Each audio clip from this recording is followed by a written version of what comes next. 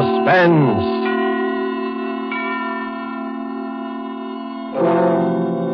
Presented by Roma Wines, made in California for enjoyment throughout the world. Salud. Your health, senor. The world toasts Roma, and Roma toasts the world. The wine for your table is Roma, made in California for enjoyment throughout the world. This is the Man in Black, here for Roma Wines, to introduce this weekly half hour of Suspense. Tonight in Hollywood, our stars are Mr. Robert Young and Margot. The suspense play which stars Robert Young and Margot, and which is produced and directed by William Spear, is A Tale of Ordeal by Fire by Cornell Woolrich. And so, with the night reveals and with the performances of Robert Young and Margot, Roma again hopes to keep you in suspense.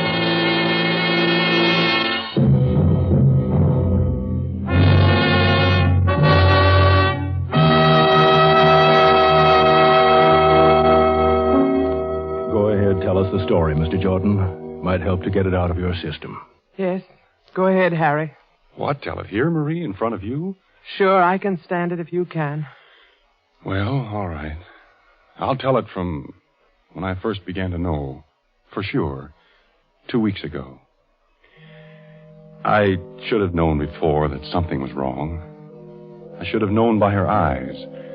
There was a queer look in them, staring at me one minute and avoiding me the next. Well, I came home late one Monday night. They were asleep, my son Johnny and my wife here, Marie. I lay in bed reviewing my day's work. You see, I'm an investigator for the Herkimer Fire Insurance Company. And while thinking about the fire on 2nd Avenue, I fell asleep. Suddenly, I was sitting bolt upright, wide awake, with a strange feeling of being alone in the room. I looked towards Marie's bed. It's too dark to see. I called, Marie. Marie! There was no answer. I got up and walked to her bed. The quilt was bunched up. I pulled the covers down. The bed was empty. In the bathroom. No, she wasn't there. And not in Johnny's room either. Johnny was alone. Marie wasn't in the apartment. I put on the light and looked at my watch. It was 2 a.m. Got dressed and walked out and rang for the elevator. It was nothing. Of course, it was nothing important, but my heart kept hammering away. Morning, Mr. Jordan. Kind of late for the... Yes, good morning, Steve. Did you see my wife go down? Yes, Mr. Jordan. About half an hour ago, I'd say. Yes, of course. Did you see which way she went? Yes, she went towards 3rd Avenue. Said she was going Went to the drugstore, I guess. Yes, that's right. There's one over on 96th Street. Open all night. Thanks. That was it. She went to the drugstore. I was worried over nothing at all. I didn't know what to do quite. I didn't want to follow her, but the elevator boy was watching me, so I strolled easily along towards 3rd Avenue. I stood on the deserted dark corner and looked up and down the street. Then I saw her coming. She was walking towards me briskly. Harry, what are you doing here? Well, I got up and saw you were gone, and I couldn't sleep. I had a dreadful headache, so I decided to go down for some aspirin. Yes. Yes, of course. The drugstore on 96th Street. But you were coming from 98th Street. I took a little walk. I thought some fresh air would do me some good. Yes, it is a nice night. I've only been gone about 10 minutes. Steve says you were gone about a half hour. It was only 10 minutes. What time is it now? 2:35. I've been out for almost 15 minutes. Oh, it's more than... It was 15 minutes, no more than that. Yeah. Yeah, I guess so. Everything seemed all right. Still, I felt something was wrong. We got into our apartment and we both went to bed. For a minute or so, we said nothing. You've been working hard, Harry. Don't you think you ought to take a week off and sort of rest up? Oh, I feel perfectly all right, dear. There's nothing wrong with me. Listen. A fire. A fire. Yes, not far. Over east a couple of blocks. By the river, I'd say. That's my district. A fire. Oh, what the... Hello. Hello, Harry. I'm sorry to wake you there's a bad one over near you between 2nd and 3rd. Maybe a total loss. Between 2nd and 3rd, Mr. Parmenter? An apartment building? Yeah, 98th Street. 340 East 98. I called you because I'd like you to go there direct first thing in the morning instead of come to the office, okay? I'll meet you there. Okay, Mr. Parmenter. Good night. A fire? On 98th Street? Yeah. I couldn't see Marie in the dark. I knew she was staring at me. I was very tired. Good night, Marie. Good night, Harry.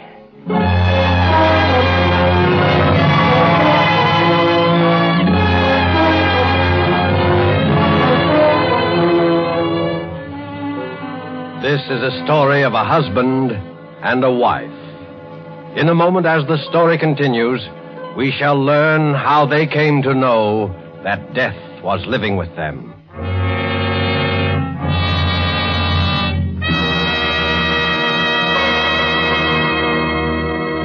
Tonight, the Roma Wine Company of Fresno, California, brings you Robert Young and Margot as stars of Suspense, radio's outstanding theater of thrills. Somewhere tonight, perhaps in Havana, Cuba, a man and a girl sit at a table in a gay cafe. Music, laughter fill the big room. A tropic breeze stirs the palms in the terrace. As we watch, the young man pours wine into their glasses. They raise them in a toast to each other. Salud. Salud. Ah, an excellent wine, Verda. As pleasant to the taste as your beauty is to the eye. Oh. Do you know where this fine wine comes from? It comes from our good neighbor to the north, Los Estados Unidos, from America. His name is Roma. Yes, Roma. from our own America, from our own sunny California come Roma wines. Made in California for the enjoyment of the world. Doesn't that tell you all you need to know to make you want to choose Roma wines for your own use? Whether your particular preference is for a nut brown sherry, a delicious red claret, a full-bodied burgundy, when you choose Roma, you know you are getting the world's best wine value. For Roma wines are America's largest selling wines. Only through such tremendous popularity can Roma afford to sell so reasonably wines into which have gone all the care and wine knowledge that produce wine masterpieces. There is a Roma wine for every taste. Simply choose the one you like best. Roma wine, made in California for enjoyment throughout the world. And now it is with pleasure that we bring back to our soundstage Mr. Robert Young as Harry Jordan and Margot as Marie, his wife, in The Night Reveals, a story well calculated to keep you in suspense.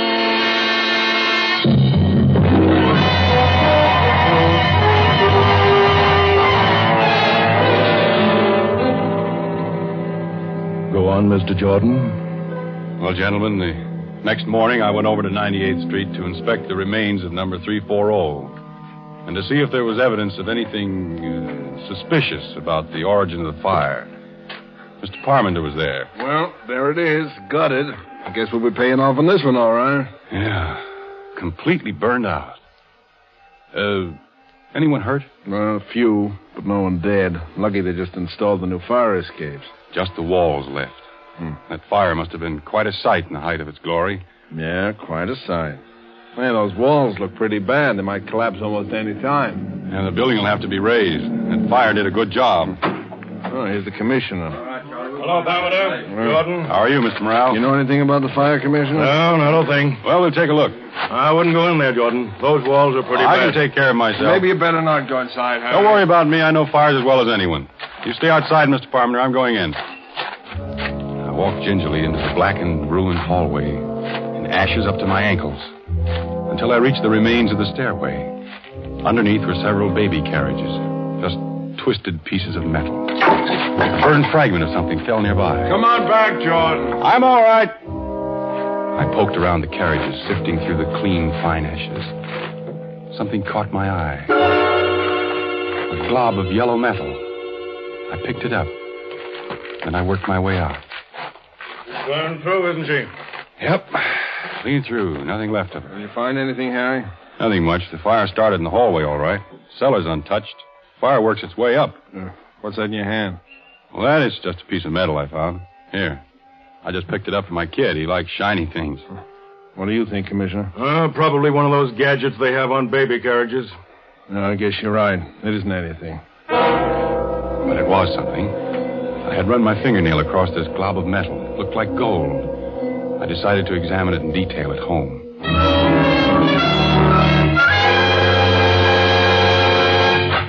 Hello, Daddy. Hiya, Johnny. Mama says I was bad today. Harry, you're home early. Yes, I got through sooner than I expected. What is it, Harry? Your locket. You're not wearing it. You never had it off before. My locket?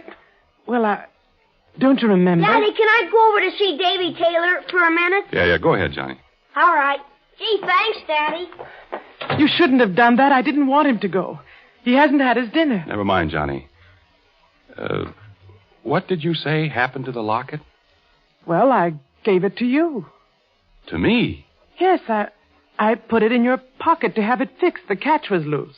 I don't remember. You've been very forgetful lately. Very forgetful. Maybe you thought you gave it to me. No, I put it in your pocket, Harry. I forgot to mention it to you. I wanted you to take it to the jeweler's and get the catch fixed. I just put it in your coat pocket while you were shaving. When? Yesterday? Yes. Yesterday morning. Then it should be in my pocket now. I wore this suit yesterday, too. Nothing in my pockets, Marie. Well? Marie. Yes, Harry? Is anything wrong with you? Don't you feel... With me? No, of course not. I'm all right. I'm perfectly all right. There's not a thing wrong with me. You look worried, as if you've got something on your mind. Oh, it's nothing. I've just been having a headache. Maybe you ought to see a doctor. Oh, no, it really doesn't amount to much. Well, I think I'll take another look for the locket. Which suit did you say you put it in? Your blue suit, I think. Or maybe it was the gray, though. I don't quite... I couldn't make it out. What had she done with the locket? Had she pawned it? Had she given it away? Then I remembered something. I went into the bathroom and locked the door. I looked at this shapeless little glob of yellow metal. I rubbed the blackened spots away, all of it until it was gleaming. I studied it, turning it over and over. I noticed a thin crack. It was small, so I took a nail file out of the medicine chest and began to file it. I kept filing until I had enlarged the crack to the full length of a piece of gold. Then I slipped the nail file inside and pried it open.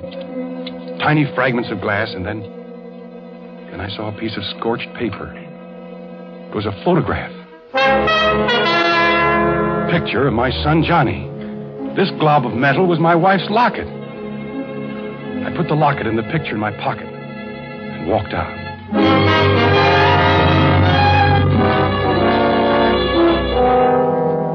For the next hour, I sat trying to read a book while Marie busied herself, first feeding Johnny and then helping him with his homework. What's the largest continent in the world? Oh, I know. It's Asia. And the next largest? Oh, that's easy. Africa. It's full of jungles. That's where Tarzan lives. Isn't it time for Johnny to be in bed? Oh, yes. I had no idea it was so late. Run along to your room, Johnny. I'll be in a minute. All right, Mother. Good night, Dad. Good night, Johnny. Sleep well. He's getting along very well in school, except for arithmetic. He seems to be having a little trouble. Oh, Johnny will be all right. Yes. Johnny will be all right. I know he'll be all right. I watched her. She seemed very uneasy. I walked over to my pipe rack where I kept several books of matches in a jar. There weren't any there. All this time I knew she was watching me closely. I looked behind the rack, but there wasn't a match around. What the devil happened to all my matches? I have a match here. Let me light it for you. Did you take the matches out of the jar, Marie? Well, Did you? Yes, I needed them in the kitchen. Shall I light your pipe for you? No, I'll light it myself. I picked a match out of the booklet. It was a clean white match with a green head. I struck it against the side. The match sputtered up into a yellow flame, fringed on the bottom with blue. Marie stared at it till I felt the sharp bite of the flame on my thumb. Would you like a cup of tea, Harry? No, dear, I don't think so. I watched her. Her hand casually brushed along the table and picked up the matches. Marie! Oh. Leave the matches on the table. I need them. I'm rather short of matches, and the pilot light isn't working. Is this the only book of matches in the house? I'll have to get some tomorrow. Where are you going, Harry? Get a drink of water. No. I'll get it for you, Harry. Never mind, Marie. I'll get it myself. I went into the kitchen. There was a paper bag alongside the gas range. Matches. All thrown in, helter-skelter. Books of matches and safety matches, all mixed together. I walked back and sat down in my chair. She sat a few feet away, torturing a handkerchief. She looked so helpless and terrified that my anger passed away. Marie, you've been having headaches lately. Perhaps you ought to see a doctor. You haven't been looking too well. I'm just tired. It's nothing serious. Look, how would you like to go away for a few days? Take a vacation. I'll get a maid to take care of Johnny and me. It'll do you a lot of good. No, I don't need a vacation. There's nothing wrong with me, but, Harry, there is... Yes? There's nothing the matter with... You were about to say something else. I've got to go into Johnny's room and see that he's covered. He always throws the covers off. I sat there looking at the door. Then I glanced about the room. There was the pack of matches lying open on the table. I closed the cover, and my eye caught her purse lying nearby. It was bulging. Harry! Well, what's the matter? My purse! Yes, your purse. Here, look. See, the handle's loose. And it's full of matches. A dozen books of them. And these newspaper clippings. Give it back to me. Why are you saving these clippings? Why do you carry matches with you? I bought the matches in a store. They were a dozen for 5 cents. These clippings, look here. Fire on 112th Street causes severe damage. And these others. Why are you saving these clippings, Marie? There's nothing wrong in that. I'm interested in your work. I intend to keep a file on fires. It'll help you in your work. Well, that's very considerate, Marie. Oh, Harry, you're so good. Why should this have to happen to us?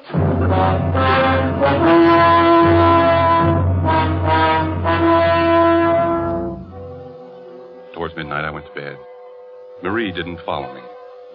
I lay in the semi-darkness, wide awake, trying to think what I should do. I couldn't collect my thoughts.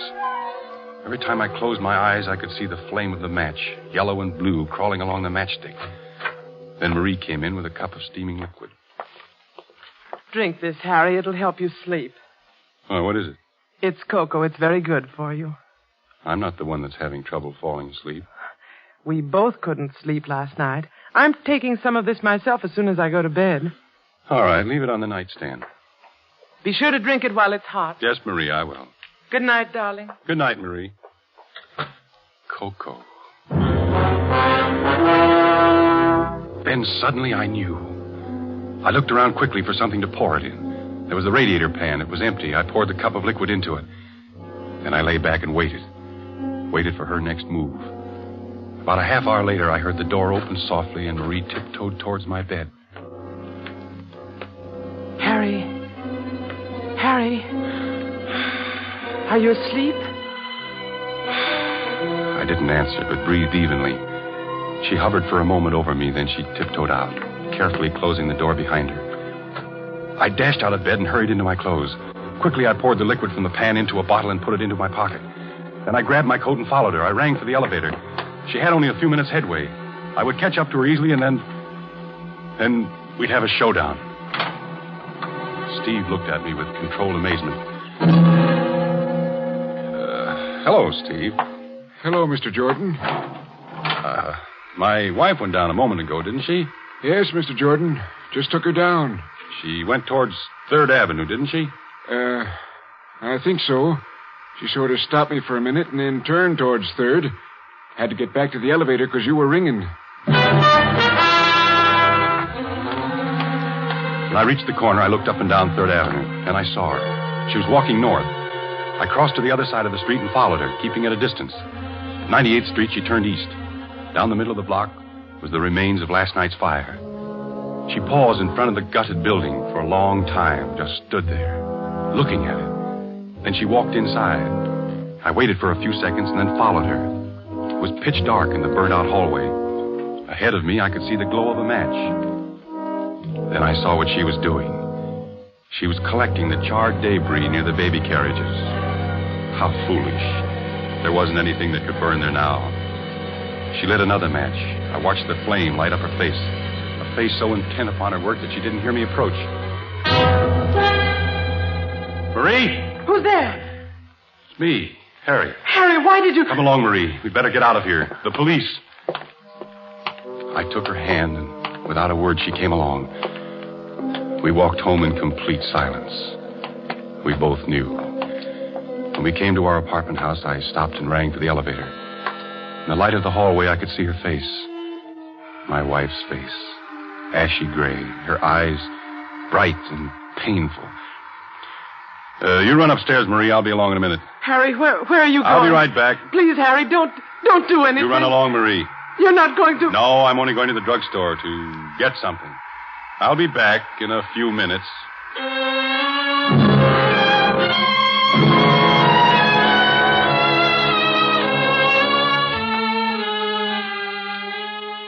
I came home a half hour later. She was waiting for me. Did you do it, Harry?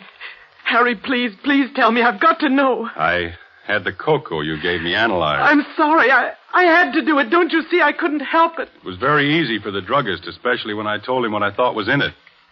Sodium amytal. That's the stuff that makes you sleep through an earthquake. Please try to understand, Harry. You must understand. Is the kid asleep?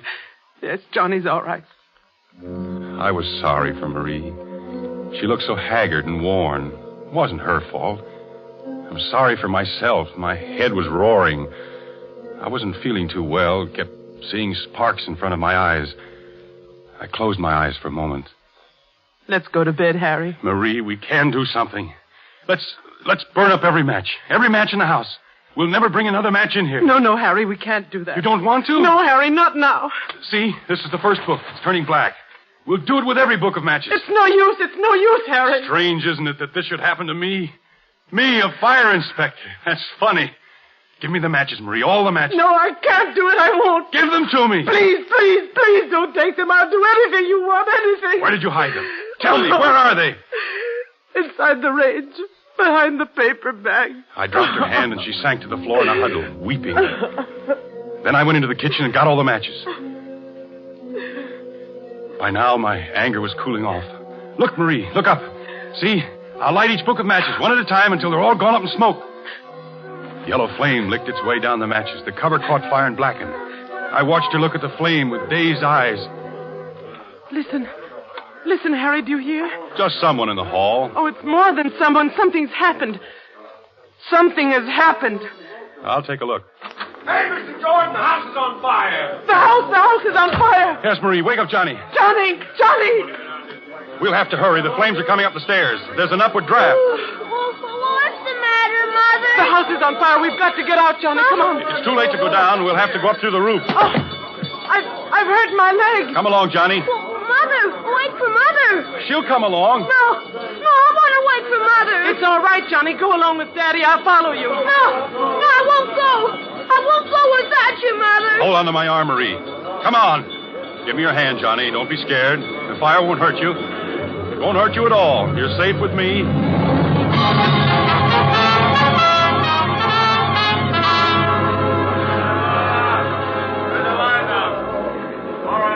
We made our way upstairs, very slowly because of Marie's sprained ankle.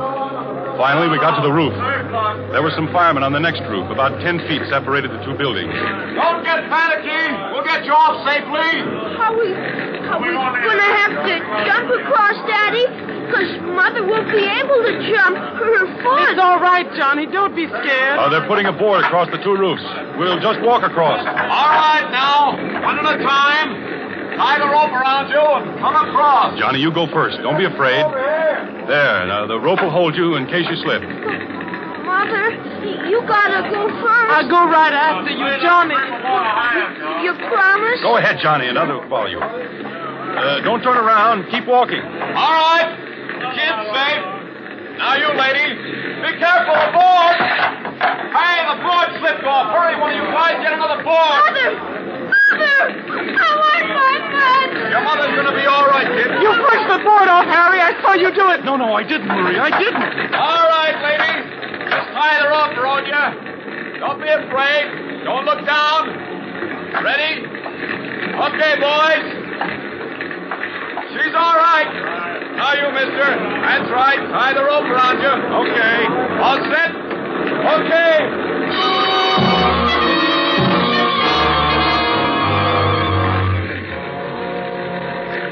On the ground, we stood there, the three of us, watching the fire. Sparks were shooting up through the hole where it had bitten through.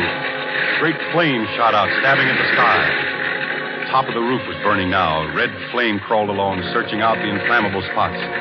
The wooden pole caught fire and blazed up in a long, narrow, curving arc. The wind was helping her. All this time, Marie was shaking violently, not with cold. I pitied her. And then she threw up her hands and shrieked.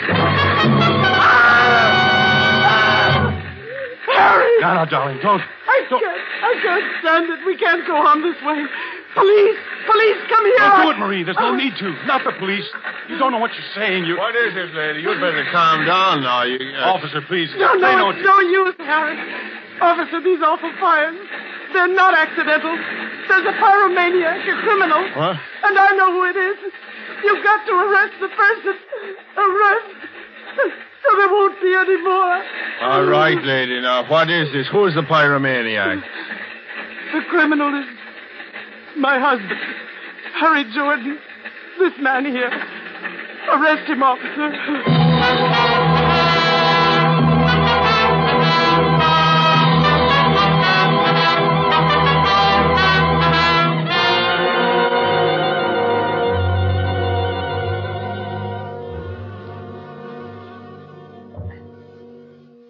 Well, that's about all there is to the story, gentlemen. Then I was brought here. Must have sounded kind of, painful for you to hear it all over again, Marie. No, it was all right, Harry. I wonder, I got a cigarette. Could I? No, I'll light it for you, Harry. You don't have to worry. I won't try and keep the matches here. She's been awfully good to me, gentlemen. You'll take good care of her, won't you? She tried everything to help. She hid the matches so as to keep them from me. She even tried to give me sleeping pills so I wouldn't. It's all right, Harry. I'm sorry about the locket, dear. Must have fallen out of my coat when I was in that building at 98th Street. It's all right, Harry. You can buy me another one sometime. You can't blame anybody for liking fires. It's not their fault. Fires are beautiful to watch. So bright and clean. They burn up all the filth and dirt. And they're magnificent to watch. Especially the big ones. The way the flames roar and crackle, lighting up everything around you. The beautiful fire. The beautiful fire.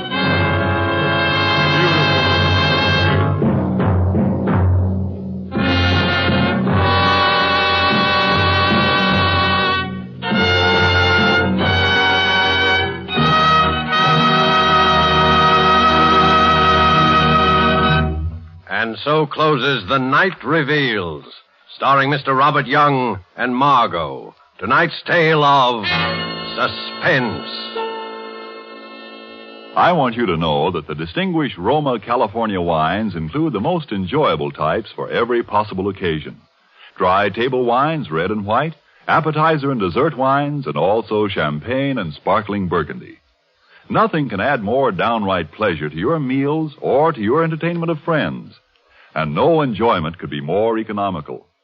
For not only are they supremely delicious, Roma wines are America's largest selling wines.